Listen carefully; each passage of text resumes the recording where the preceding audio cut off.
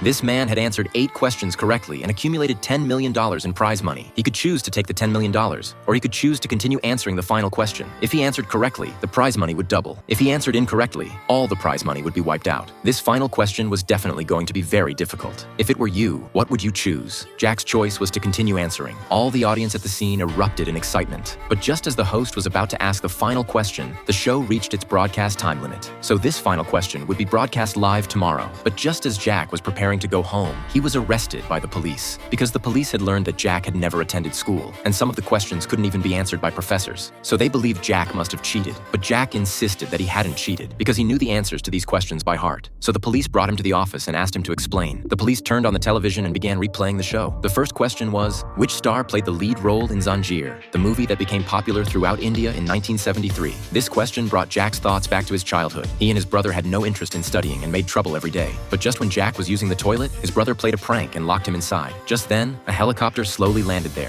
People outside were shouting that the person on the plane was the star of Zanjeer. Jack greatly admired this star. In order to meet his favorite star, he made a bold decision. Jack, who smelled terrible, had no one willing to come near him. Unexpectedly, this brought him to the front of the crowd, and Jack successfully got the star's autograph. So this question was too easy for him. The second question asked what was written under the Indian national emblem. The audience burst into laughter because this question was very simple, but unexpectedly, Jack couldn't answer it. Helplessly, he could only use his one lifeline to ask the audience for help. Seeing this, the police became very angry because this was India's most famous phrase that anyone who had attended school would know. But a person who had answered 8 questions correctly didn't know it. The police asked Jack if his cheating method had failed at this point. Jack didn't answer directly, but instead asked the police a strange question. How much is Pani Puri at Harish's store on Chowpatty?